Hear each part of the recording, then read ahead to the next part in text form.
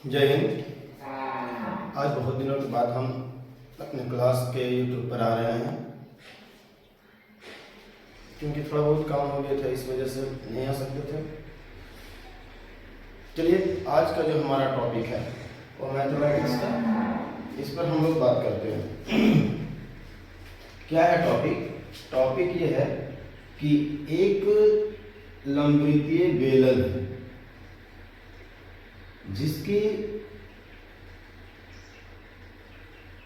जिसकी त्रिज्या, ठीक है, 4 सेंटीमीटर और ऊंचाई 3 सेंटीमीटर, और एक और बेलन है, छोटा सा ठोस बेलन, जिसकी त्रिज्या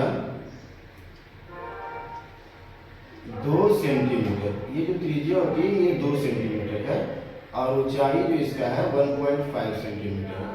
तो कहता है कि ये बड़ा बेलन को जो हम काट लेंगे या बड़ा बेलन को जो हम बनाएंगे तो ये छोटा छोटा कितना बनेगा, यानी कि बेलन की संख्या बताना है। तो एक काम करते हैं, हम लोग पहले करते हैं बड़ा बेलन बराबर बड़े बेलन के आयतन बराबर होगा पाई आर स्क्वायर एच। बड़ा बेलन की जब देखा जाए तो पाई इसका आर, तो 4 का स्क्वायर गुना एच यानी 3। तो अगर देखा जाए तो पाई गुना 16 गुना 3। अब छोटा बेलन का आयतन निकाल लेते हैं। छोटे बेलन का आयतन बराबर, फिर वही फॉर्मूला होगा पाई आर स्क्वायर एच। तो इसका पाई का पाई, आर बराबर दिया हुआ है 2, तो 2 का स्क्वायर गुना एच 1.5। फिर यहाँ पे अगर हम बात करें तो इसको भी कर लेते वही आधार पर, तो पाई इंटू 2 दूना 4 इंटू 1.5, इतना हो गया। अब संख्या पूछता है कि छोटे बेलन की संख्या कितनी है। तो बेलन की संख्या बराबर अगर करते हैं, बेलन की संख्या बराबर, तो क्या आएगा? तो बड़े बेलन का आयतन, बड़े बेलन का आयतन बटा हो जाएगा छोटे बेलन का आयतन, बेलन का आयतन।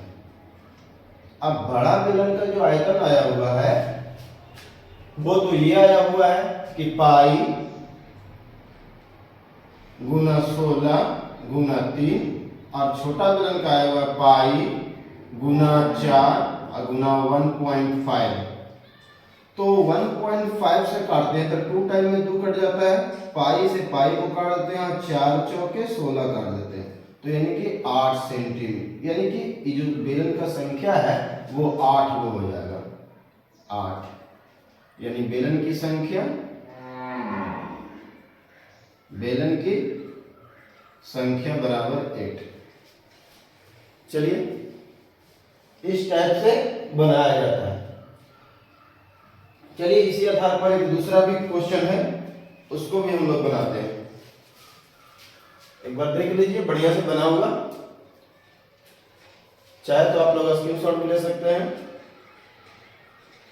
चलिए, ठीक है, ठीक।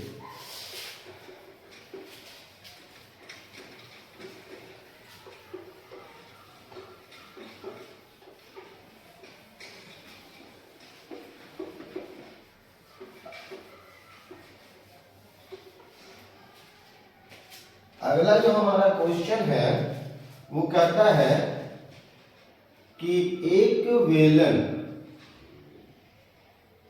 ठीक है, एक बेलन है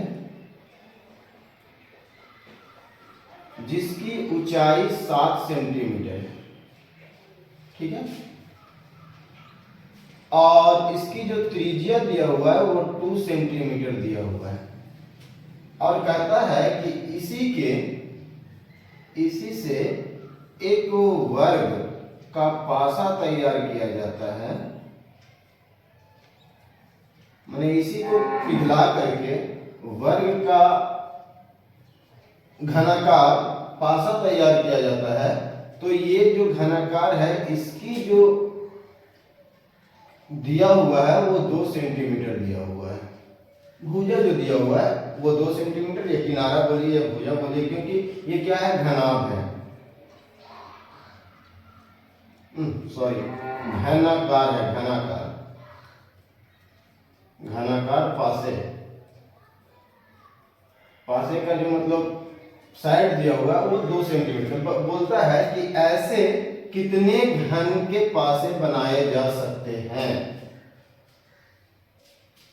ऐसे कितने घन के पासे बनाए जा सकते हैं। इसको पिघला के अगर हमको घनाकार छक्का बनाना है तो ऐसे कितने घन बनाए जा सकते हैं।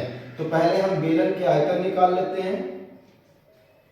बेलन के आयतन बराबर फॉर्मूला अभी हम लोग पढ़ करके गए हैं कि पाई आर स्क्वायर एच होता है,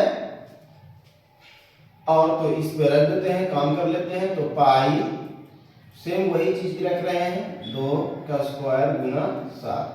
अब इसमें क्या करें, तो इसमें 22/7 कर लेते हैं, पाई का मान यहाँ 4 हो जाएगी और यहाँ 7 हो जाएगा। इस 7 से 7 कटा, 22 88।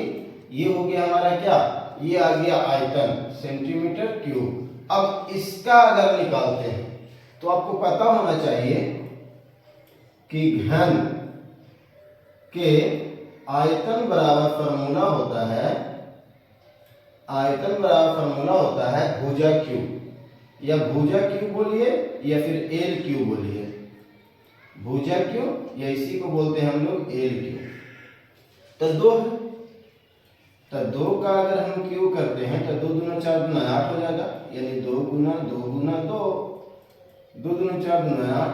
अब बोलता है कि ये इसका आयतन हो गया।